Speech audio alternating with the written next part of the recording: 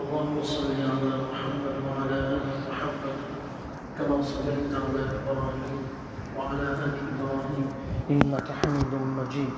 اللهم بارك على محمد وعلى آل محمد كما باركت على إبراهيم وعلى آل إبراهيم إنك حميد مجيد. جزا الله عنا محمدا صلى الله عليه وسلم بما وأهله. اللهم صل على محمد أفضل صلواتك رب ارحمهما كما ربياني صغيرا. اللهم اغفر لهما وأدخل أبي الجنة الفردوس بغير حساب ولا سابق عذاب. Toutes les louanges appartiennent à Allah subhanahu wa ta'ala qui nous a permis de nous réunir et de faire un rappel sur l'excellence de ces hommes qui ont marqué l'histoire de l'humanité tout entière. Les Sahaba radiallahu anhum qui ont marqué l'histoire de l'humanité par leur sincérité, par leur sacrifice et par leur dévouement. Le Sahabi radiallahu anhu que nous allons voir aujourd'hui, Ja'far ibn Abi Talib radiallahu anhu. Nous allons voir ce Sahabi en deux parties. Donc la première partie sera abordée ce soir parce que son histoire était assez longue. La première histoire se passe en Abyssinie et la deuxième histoire, Inch'Allah ta'ala, la semaine prochaine, en Jordanie. Alors Ja'far ibn Abi Talib radiallahu anhu, c'est le cousin de Rasulullah sallallahu alayhi wa sallam, le frère de Hazrat Ali radiallahu anhu, entre autres. Son père, nous le savons tous, c'était Abu Talib, celui à qui Allah subhanahu wa ta'ala n'a pas accordé la guidance, la hidayah. Dans la famille de Rasulullah sallallahu alayhi wa sallam, il y a 5 personnes qui ressemblent physiquement à Rasulullah sallallahu alayhi wa sallam. La première personne, c'est Abu Sufyan ibn al-Harith ibn Abdil Muttalib, que nous avions déjà traité comme histoire. L'autre cousin de Rasulullah sallallahu alayhi wa sallam, dont l'oncle de Rasulullah sallallahu alayhi wa sallam s'appelait Harith. La deuxième personne qui ressemble à Rasulullah sallallahu alayhi wa sallam, c'est un autre cousin de Rasulullah sallallahu alayhi wa sallam, dont le père est Abbas radiyallahu anhu. C'est Utham radiyallahu anhu. La troisième personne qui ressemble à Rasulullah sallallahu alayhi wa sallam, c'est le grand-père de Imam Shafi'i rahimahullah ta'ala. Donc ça veut dire que Imam Shafi'i rahimahullah ta'ala est un sayyid. Son grand-père aussi ressemblait à Rasulullah sallallahu alayhi wa sallam. La quatrième personne, Al-Hassan ibn Ali, le petit-fils de Rasulullah sallallahu alayhi wa sallam. Et la cinquième personne, Ja'far ibn Abi Talib radiyallahu anhu, que nous allons aborder.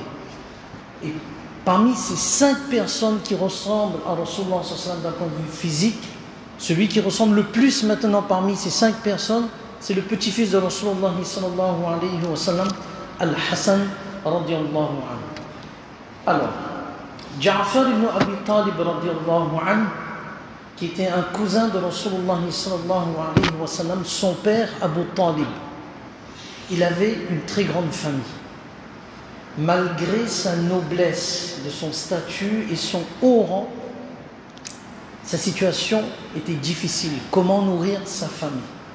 D'autant plus que l'année où il y avait la famine et la sécheresse, Abu Talib ne pouvait plus soutenir et nourrir sa famille. Et à cette époque-là, les 2 familles qui avaient de quoi se nourrir à cette époque-là, c'était Rasulullah sallallahu alayhi wa sallam et Abbas radiallahu anhu, l'oncle de Rasulullah sallallahu alayhi wa sallam. Rasulullah sallallahu alayhi wa sallam, il va voir Abbas radiallahu anhu, il va lui dire: oh mon oncle, et si nous venions en aide à Abu Talib? Il est dans une situation très difficile, il n'arrive pas à nourrir sa famille. Tu prends un de ses fils et je prends un de ses fils à la maison. Abbas radiallahu anhu dit: tu m'as invité vers quelque chose de bien. certainement nous allons l'aider. Donc ils vont voir Abu Talib. Et à cette époque, Rasulullah sallallahu alayhi wa sallam, donc il a en tête, subhanallah, il sait qu'est-ce qu'il va faire, subhanallah. Et c'est là où il va voir Abu Talib. Ils lui disent que Abu Talib, voilà, Muhammad, ton neveu, et moi-même, Abbas, nous sommes prêts à prendre un de tes fils. Et donc, Rasulullah sallallahu alayhi wa sallam, lui va prendre Hazrat Ali radiallahu anhu. Et Abbas, lui, il va prendre Ja'far radiallahu anhu sous sa coupe. Et parmi les premiers à embrasser l'islam au niveau des jeunes, c'était Ali radiallahu anhu. Et Ja'far radiallahu anhu, lui, il va embrasser l'islam. Lorsqu'il sera un peu plus grand, il va se marier avec Asma bint Umays radiallahu anha, et tous les deux vont embrasser l'islam sous la main d'Hazrat Abu Bakr Siddiq radiallahu anhu. Et à cette époque, il faut bien comprendre, à cette époque, les Qurayshites, ils persécutaient les musulmans, les premiers musulmans, et c'était une persécution ouverte. Et donc, Abu Ja'far radiallahu anhu et son épouse, ils étaient à subir des souffrances et des exactions de la part des Quraysh, et ils ne savaient plus quoi faire. Et même les premiers musulmans, ils savaient qu'il fallait, pour obtenir le paradis, il fallait avoir cette patience en dépit de toutes ces souffrances. Mais ils ne comprenaient pas pourquoi les Qurayshites, eux, ils les interdisaient d'accomplir leur salat, de vivre leur islam et de pratiquer leur adoration d'une façon tranquille. Et c'est là où Rasulullah sallallahu alayhi wa sallam, lorsqu'ils vont demander à Rasulullah sallallahu alayhi wa sallam, permets-nous, on n'arrive plus à tenir, on n'a plus cette patience, c'est trop difficile. C'est la deuxième émigration vers l'Abyssinie. L'Abyssinie qui gardera ce nom jusqu'au XXe siècle, et ensuite ça deviendra l'Éthiopie. Et en Abyssinie, Rasulullah sallallahu alayhi wa sallam, il avait déjà envoyé un groupe.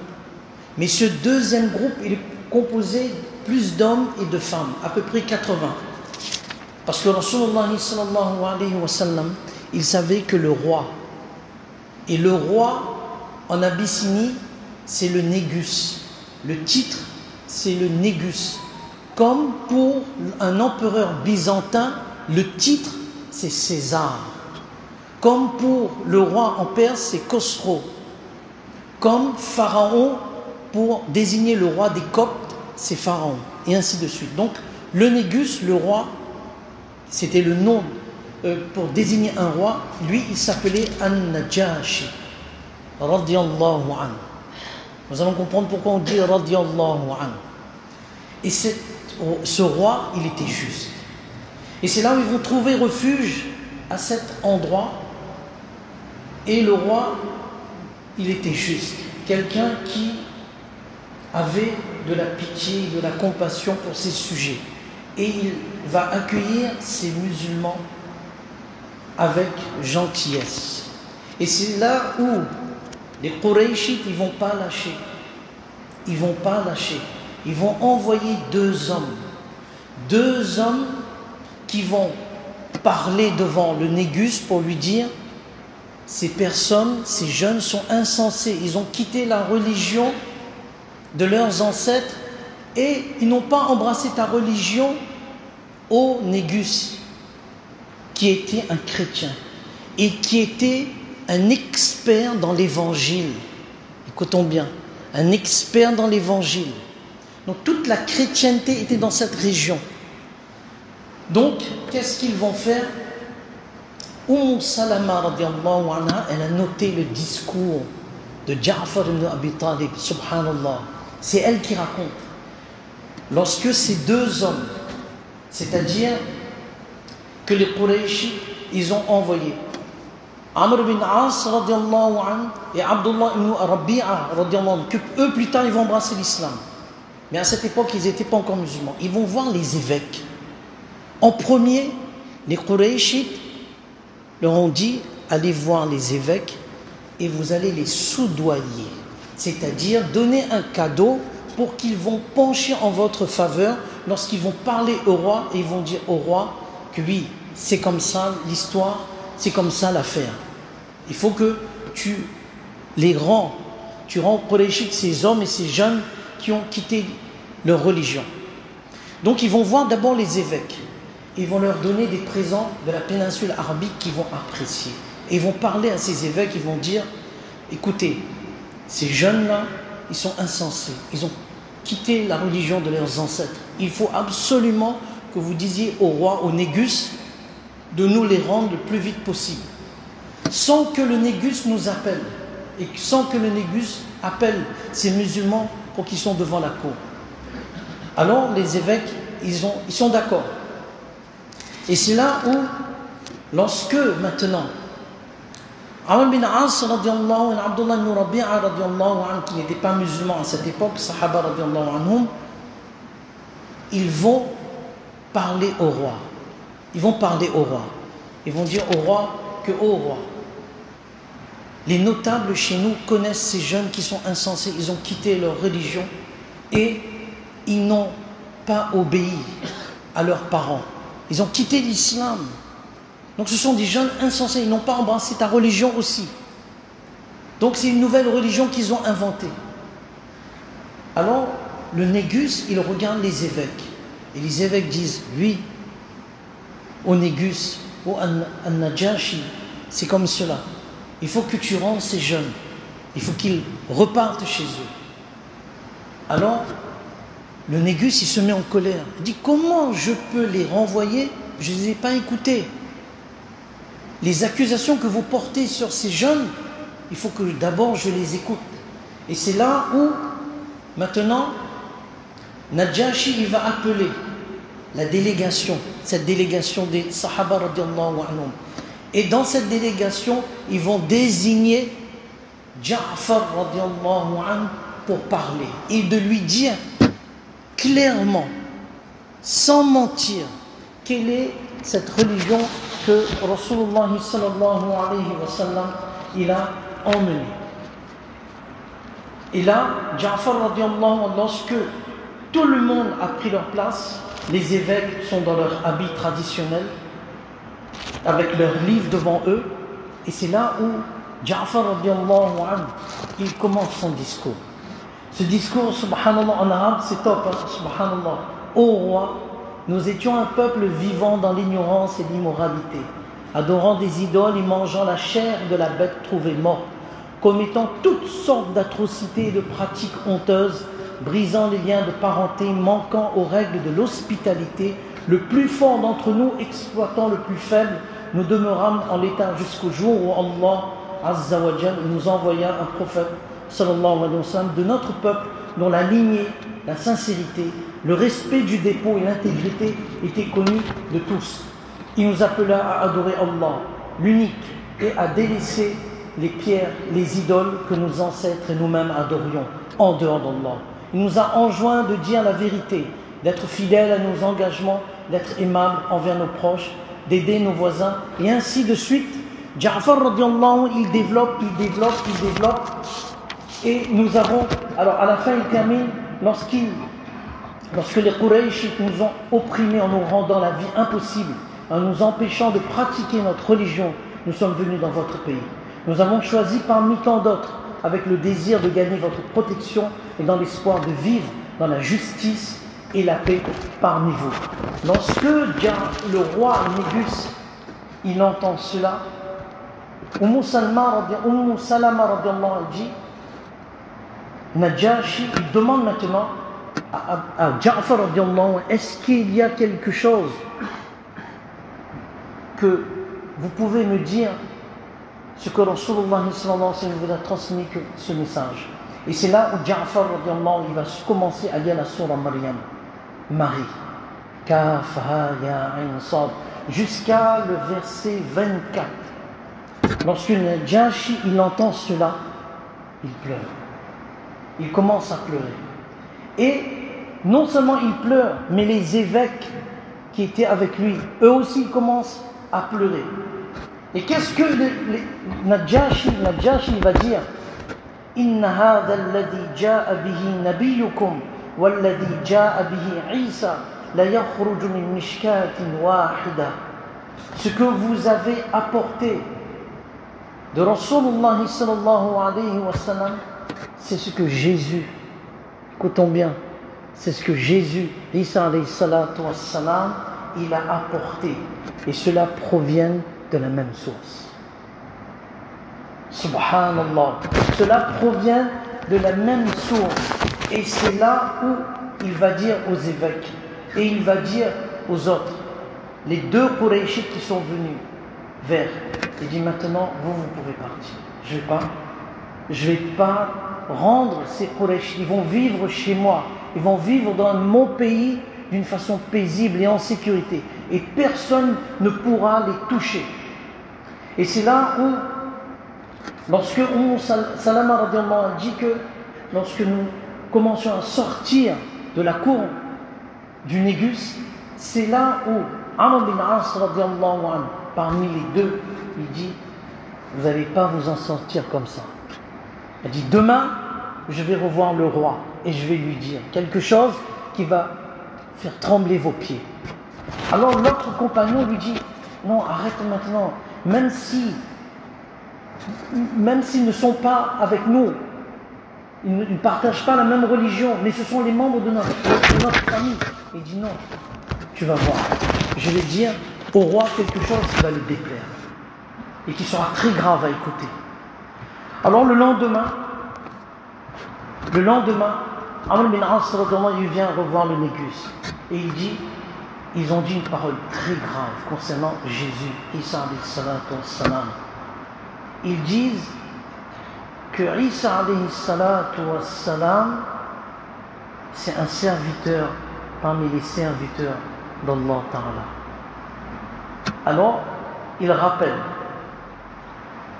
le groupe, et c'est là où on va redésigner Ja'far radiallahu anhu. Et qu'est-ce qu'on va dire à propos de Jésus?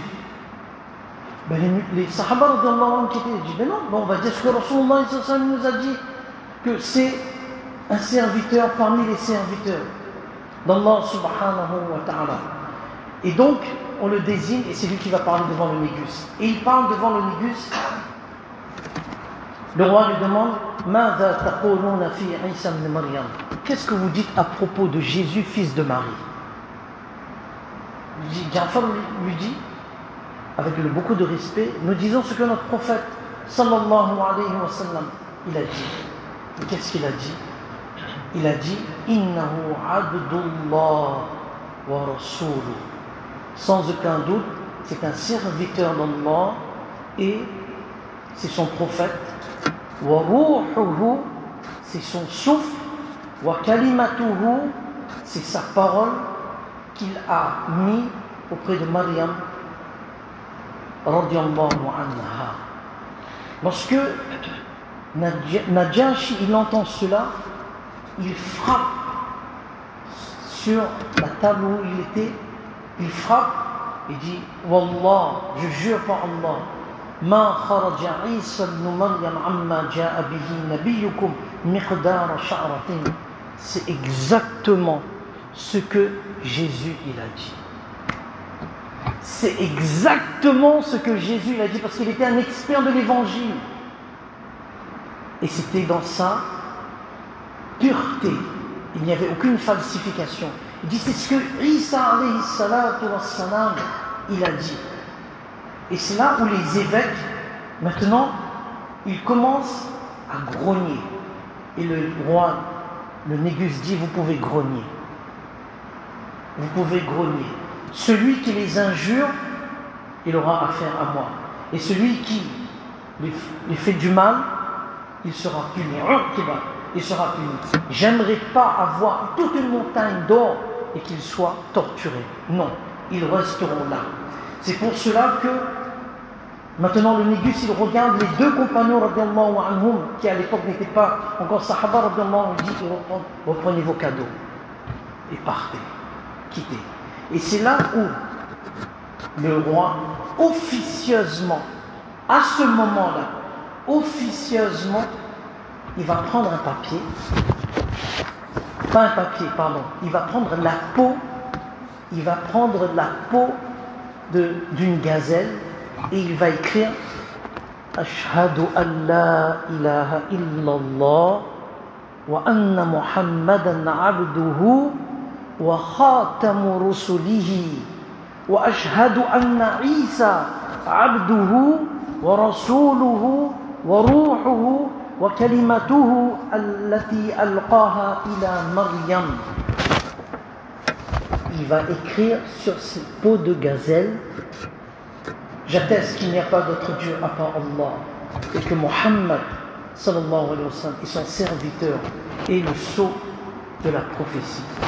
Et j'atteste que Isa est son serviteur et son prophète, wa ruhuhu et son souffle et sa parole, allati alqaha ila Maryam, et cette parole qu'il a donnée à Maryam radiyallahu anha. Et il va prendre cette peau, ce morceau de peau de gazelle, il va mettre sur sa poitrine et il va le tenir, et il va prendre une tunique et il va mettre dessus. C'est officieusement, il va embrasser l'islam. Comment appelle-t-on une personne qui embrasse l'islam à l'époque de Rasulullah sallallahu alayhi wa sallam, mais qui n'a pas vu Rasulullah sallallahu alayhi wa sallam, et qui n'aura pas l'occasion de voir Rasulullah sallallahu alayhi wa sallam jusqu'à son décès? Celui qui me donne le nom, comment on appelle? Subhanallah. Il tient. Je tiens.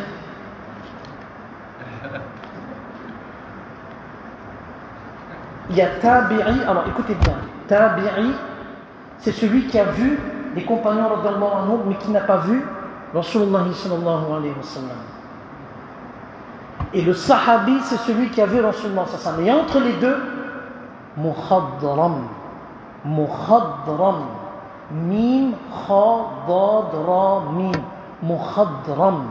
Il fait partie de cette catégorie de personnes-là qui ont embrassé l'islam alors que Rasulullah sallallahu alayhi wa sallam était là, mais ils n'ont jamais vu Rasulullah sallallahu alayhi wa sallam. Ils n'ont jamais vu Rasulullah sallallahu alayhi wa sallam, mais ils ont amené foi sur Rasulullah sallallahu alayhi wa sallam. On appelle Mukhadramun.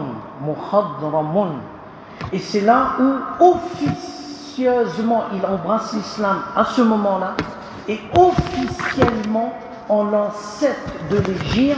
Alors écoutez bien, en l'an 7 de l'Hégire, lorsque Rasulullah sallallahu alayhi wa sallam envoie différents missionnaires, Sahaba radiyallahu anhum, ses représentants de différents pays, il envoie Amr ibn Umayya al-Dhumari radiyallahu anhu, c'est sa conversion officielle avec une lettre. Alors Rasulullah sallallahu alayhi wa sallam dit: si je pouvais, je serais venu embrasser tes pieds, le prophète d'Allah. Subhanallah. Et regardez, Ja'far radiyallahu anhu, il a été l'intermédiaire pour que Najashi, qui s'appelait Ashama ibn Abjar, Ashamatu ibn Abjara, c'était son nom, il a embrassé l'islam, et c'est lui, subhanallah, qui va être maintenant l'intermédiaire pour faire embrasser Amr bin As radiyallahu anhu. Les deux hommes de Quraysh, les deux Sahaba radiyallahu anhu qui étaient venus se plaindre auprès de lui contre les musulmans, parce qu'il avait une relation amicale avec Amr bin As radiyallahu anhu. Il lui dit: comment peux-tu te tenir à l'écart de la religion de Muhammad sallallahu alayhi wa sallam, toi qui es un homme raisonnable et clairvoyant? Je jure par Allah que c'est le messager d'Allah. Et Amr ibn As radiyallahu anhu, lorsqu'il retourne à Makkah, à la Mecque, ça le trotte. Et c'est en l'an 8 avant juste Fath Makkah qu'il va embrasser l'islam. Donc, subhanallah, regardez bien la chaîne. Ja'far radiallahu anhu, il va être l'intermédiaire pour que le Négus embrasse l'islam. Le Négus, il va être intermédiaire pour que un sahabi, lui, va devenir un sahabi, le Amr bin As, parce qu'il aura vu Rasulullah sallallahu alayhi wa sallam. Toutes les récompenses, c'est le Négus qui obtient. Subhanallah. Et ce Négus, Subhanallah, Allahu Akbar. Lorsque Rasulullah, alors Ja'far radiallahu, il va rester avec son épouse en Abyssinie pendant 10 ans. Ils auront 3 enfants, Abdullah, Aoun, Muhammad. Ils vont vivre d'une façon paisible. Le roi, il sera musulman. Le Négus sera musulman. Lorsque le Négus décède, il décède en Abyssinie. Jibril, alors imaginez maintenant son statut. Jibril, alayhi salatu wa salam, il vient informer Rasulullah sallallahu alayhi wa sallam que le Négus est décédé.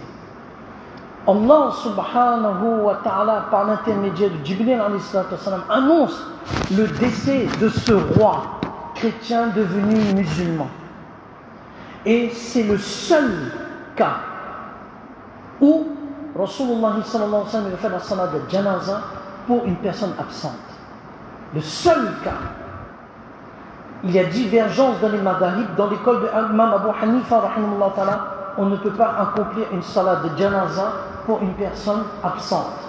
Il y a les éléments de réponse. C'est un cas exceptionnel où Rasulullah sallallahu alayhi wa sallam a fait la salat de janaza. C'est le seul cas et la seule personne pour laquelle Rasulullah sallallahu alayhi wa sallam a fait la salat de janaza. Et il était absent. Aïcha radiallahu anha dit qu'après le décès de Najashi, ceux qui étaient là-bas, ils ont vu une lumière qui était toujours visible sur sa tombe. Une lumière qui était visible sur sa tombe. Et aujourd'hui encore, chers frères, Negash. Negash, c'est en Éthiopie. C'est au nord de l'Éthiopie. Il y a encore la tombe de ce roi. Et 15 sahaba radiallahu anhum qui sont enterrés près de lui. Il y a des personnes qui sont parties, il y a des savants qui sont partis et qui ont visité la tombe. La tombe de Najashi, le roi, Ashama ibn Abjar, et 15 sahaba radiallahu anhum, et parmi eux, parmi les sahaba radiallahu anhum qui sont enterrés là-bas, Abdullah ibn Harith, Fatima bint Sufyan, Safwan ibn Ma'mar, Amr ibn Umayya radiallahu anhum, et Al-Muttalib ibn Azhar radiallahu anhu. 15 compagnons sont enterrés là-bas dans le village de Najash en Éthiopie qui se trouve dans le nord de l'Éthiopie. Et donc c'est la première partie concernant la vie de Ja'far radiallahu anhu, qui était l'intermédiaire pour que ce roi juste, honnête, sincère, qui embrasse l'islam. Et d'ailleurs, cette histoire de Najashi, cette histoire de ce Négus, par l'intermédiaire duquel il a embrassé l'islam avec Ja'far radiallahu anhu, le roi lion. Le roi lion. Une auteure a écrit: il est intéressant de noter qu'une thèse de doctorat, il est intéressant de noter qu'une thèse de doctorat mentionne que le roi lion s'est inspiré de l'histoire de Najashi. Le producteur du roi lion était un Éthiopien et il s'appelle Nigas. Un documentaire et un récit complet relatent ce lien, enrichissant notre compréhension de la vie de ce roi Négus, Najashi, avant l'islam, avant que Ja'far radiallahu anhu se présente à lui. Subhanallah. Donc c'est pour cela que ce roi, il a été un moyen efficace pour que l'islam puisse être préservé dans cette partie de là où il habitait avec les sahaba radiallahu anhum. Et pour terminer, donc la semaine prochaine nous allons voir la deuxième partie de la vie de Ja'far radiallahu anhu, pourquoi il sera surnommé l'homme aux deux ailes. Rasulullah sallallahu alayhi wa sallam le surnommé l'homme aux deux ailes. Maintenant pour terminer, juste à titre d'information, de bien comprendre le verset où Allah subhanahu wa ta'ala, il dit que Isa alayhi salatu wa salam, le Messie, Jésus dans la sourate 4, verset 171, là où Ja'far lui dit que le Messie, c'est-à-dire Isa alayhi salatu wa salam, n'est qu'un messager d'Allah, sa parole qu'il envoya à Marie et un souffle venant de lui. Alors qu'est-ce que ce verset veut dire et qu'est-ce que cette parole veut dire quand Ja'far et que lui-même le Négus, Najashi, Najashi c'est la traduction de Négus, il s'appelait Ashama radiallahu anhu, lui aussi il a dit que Jésus c'est la parole d'Allah et son souffle de vie venant de lui. Qu'est-ce que cela veut dire? On explique. Sa parole pour montrer que Jésus alayhi salatu wassalam est né sans père. Sans père, c'est ça. Donc la parole d'Allah, c'est-à-dire pour montrer qu'il n'y a pas eu d'une façon naturelle pour qu'un enfant puisse naître, mais la parole, Allah subhanahu wa ta'ala en a décidé ainsi qu'il sera né sans père. Sa parole comme soit. Et il a transmis cela à Jibril alayhi salatu wassalam qui a soufflé dans le vêtement de Marie. C'est ça que ça veut dire le souffle. Ce souffle de vie, c'est-à-dire l'âme de Jésus, et c'est par cet intermédiaire-là que Marie est devenue enceinte. Et venant de lui, c'est-à-dire venant d'Allah, c'est un ordre d'Allah. C'est un ordre d'Allah. Ce n'est pas qu'il a une partie d'Allah. Écoutons bien. Cela ne veut pas dire qu'il a une partie d'Allah. C'est-à-dire qu'il a une part de divinité. Min veut dire, il vient, ce souffle-là de Jibril vient de l'ordre d'Allah. À l'époque de Harun al-Rashid, il y avait un chrétien, docteur. Et il est venu dans la cour de Harun al-Rashid pour débattre. Et il s'est débattu avec Al-Waqidi, Ali ibn al-Hussein al-Waqidi. Et il a dit Inna fi kitabikum ma yadullu ala anna Isa juz'un min Allah. Wa tala hadhihi al-aya faqala lahu Waqidi wa sakhkhara lakum ma fi as-samawati wa ma fi al-ardi jami'an min. إذن يلزم أن تكون جميع تلك الأشياء جزءا منه سبحانه وتعالى فانقطع النصراني فأسلم وفرح الرشيد فرحا شديدا. Ce médecin chrétien qui était intelligent, il va dire à Waqidi, le savant, dit mais dans votre livre même, il est mentionné que Jésus a une divinité, a une part de divinité. Et il cite le verset Ruhum min. Le savant lui dit, mais dans ce cas, ce n'est pas seulement Jésus qui a une partie de divinité, mais c'est toute la création et toutes les créatures. Parce qu'Allah dit, وَسَخَّرَ لَكُمْ مَا فِي السَّمَاوَاتِ وَمَا فِي الْأَرْضِ جَمِيعًا مِنْهُ. Et il nous a assujettis, c'est-à-dire il nous a mis à notre disposition tout ce qui est dans les cieux et sur la terre. Le tout venant de lui. Minhu, ce n'est pas une partie de lui. Venant de lui, c'est-à-dire c'est un ordre de la part d'Allah subhanahu wa ta'ala. Tout de suite, il a embrassé l'islam. Allah subhanahu wa ta'ala nous donne tous la compréhension de ce qu'on vient de dire. Il y a des points très subtils à retenir, Inch'Allah ta'ala. Donc, deuxième partie la semaine prochaine, de Ja'far ibn Abi Talib radiyallahu anhu. Maintenant, on va aller en Jordanie. فجزاكم الله خيرا أحسن الجزاء سبحان الله وبحمده سبحانك اللهم وبحمدك أشهد أن لا إله إلا أنت أستغفرك وأتوب إليك سبحان الله